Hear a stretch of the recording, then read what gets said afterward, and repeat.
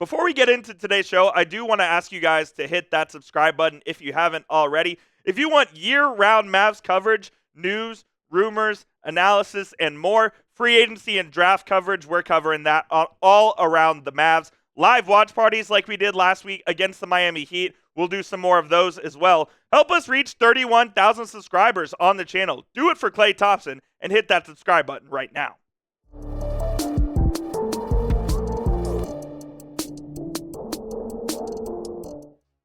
Welcome into Mavericks Today by Chat Sports. I'm Jeffrey Cooperstein. Glad to be with you guys here on Thanksgiving week. It's Tuesday of Thanksgiving week. Hope you guys are having a good holiday week so far. We got to talk about Naji Marshall. Did the Mavs get a steal in 2024 NBA free agency, signing the former New Orleans Pelicans forward to a 3-year, $27 million deal? It was a rough go of it for Naji in the first 5 to 10 games, but in these last 5 games, Naji has really picked it up and is exactly what the Mavs thought they were getting in the guy that they chose to replace Derrick Jones Jr. 19 points a game, 65% from the field, and over 50% from three. Now, Marshall was shooting so bad from three to start the season that his number for the year is still under 30%. But if he's going to hit threes at this sort of clip, Marshall is going to be an absolute key piece for this Mavericks going forward. But where he's been especially effective is in the mid-range. He loves the one-legged floater right around the paint, and he's been absolutely lethal from there. And it just opens up the Mavericks offense that much more. The Mavs this year have upped themselves to 4th in points in the paint per game this year in the NBA.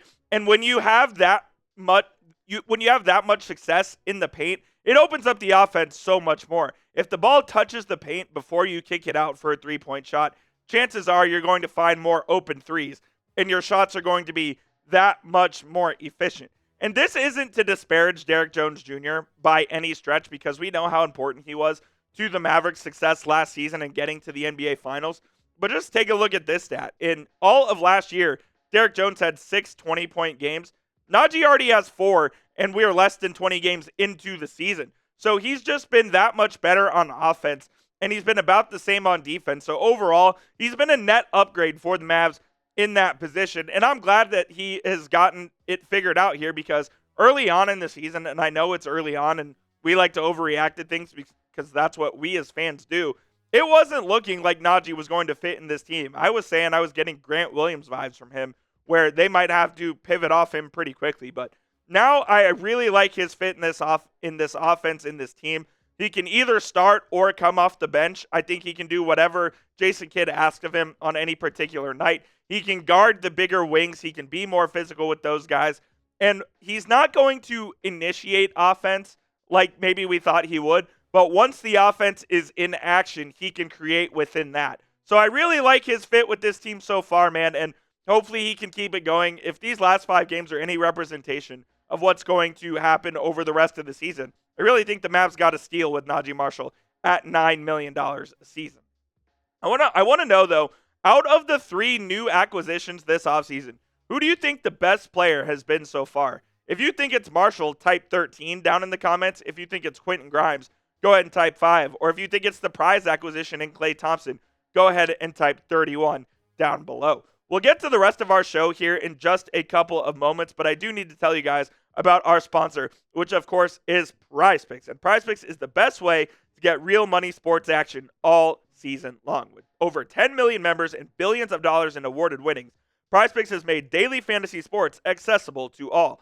You just pick more or less on at least 2 players for a shot to win up to 100 times your cash. Run your game all season long on PrizePicks. And PrizePicks also invented the flex play, which means you can still cash out even if your lineup isn't perfect. You can double your money even if one of your picks doesn't hit. And of course, PrizePicks puts their members first, so all withdrawals are fast, safe, and secure. And when my picks hit, I can get my money in as quick as 15 minutes. And the best part about that is PrizePicks now offers Venmo for quick and easy deposits and withdrawals into your account this sports season. PrizePicks also always has specials like this one for Tyreek Hill in Thanksgiving. If you think Tyreek Hill's going to get more than half a receiving yard in the Dolphins Thursday night game, pick it, and that's a free projection for you, and that gets you on your way to winning real money in real time. If you think Steph Curry will get more than 5 3-pointers next week, or Giannis for more than 30 points, You can cook up hot takes with your friends and win real money this basketball season, and when your crew can run your game on PrizePicks. Download the app today and use code CLNS to get $50 instantly when you play your first $5 lineup. Again, download the app today and use code CLNS to get that $50 bonus when you play your first $5 lineup. You don't even need to win to receive that $50 bonus. It is guaranteed. PrizePicks, run your game. All right, let's talk about it. The Spencer Dinwiddie experience, if you will, is in full effect. You all saw me go crazy on this man after the game against the Miami Heat, where he took a shot with 18 seconds left in the shot clock, a sidestep three from 25 feet down two. I was like, this man can't close games anymore. But then he played against the Atlanta Hawks, and he was really good. Dinwiddie went for 22 points, 6 of 11 from the field, and 4 of 7 from 3, especially on a night where the Mavs were extremely short-handed because they had a lot of injuries and illnesses and whatnot. But this is exactly who Spencer Dinwiddie is. He's the 11th guy in the rotation who may or may not deliver when you need him to play. If the Mavs are fully healthy, I don't expect Dinwiddie to be a key member of this rotation. I don't expect him to play much, if at all, if the Mavs are at full strength. But odds are the Mavs aren't going to be at full strength for the vast majority of the regular season. And when you have nights like you have in Atlanta on the second night of a back-to-back where everybody is sick, literally everyone is sick on the Mavericks. Derek Lively got sick. Quentin Grimes did. Kyrie was sick as a dog, and he was playing, and he went off for 32 the other night. When you have nights like that, Dinwiddie can step up, be a veteran, and do a job. I just hope he can do that on a more consistent basis and get more nights like we had in Atlanta versus other nights like we had against the Miami Heat. And yeah, the sickness is going around. Kyrie was sick, Lively, Quentin Grimes. Over half the team was ill, and then you had Klay Thompson, who sat out last night's game with plantar fasciitis. So they were extremely shorthanded, and you got performances like you did from Dinwiddie. You got a good performance from Jaden Hardy. Between those two, you just hope you can find some consistency at the guard spot. You know your guards in Luka and Kyrie are going to bring it every single night. But when Luka is out, one of those, likely Dinwiddie, is going to have to step in and play big minutes. And Jason Kidd explained further why Dinwiddie ended up closing that game against the Miami Heat. Again, I don't agree with it, but he thinks that they needed at least 2 ball handlers on the court to bring up and initiate the offense. Because Naji Marshall really isn't an initiator, so to speak, in the offense. He is a guy who, when the offense gets flowing, that's when he can create. But again, like I said, this is who Dinwiddie is, man. Is he going to deliver? Is he not? Mavs are just going to have to live with the results because he's going to have to play these games when they're extremely shorthanded like they are. Before we get on out of here, I want to ask you guys this. What is your holiday wish for the Mavericks?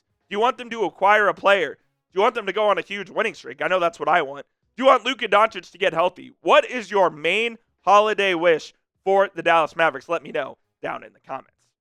That'll be it for today's show. I appreciate all of you guys for watching Mavericks Today by Chat Sports. Go ahead and hit that subscribe button. It's youtube.com/MavericksTV, and we'll see you guys soon here on the channel.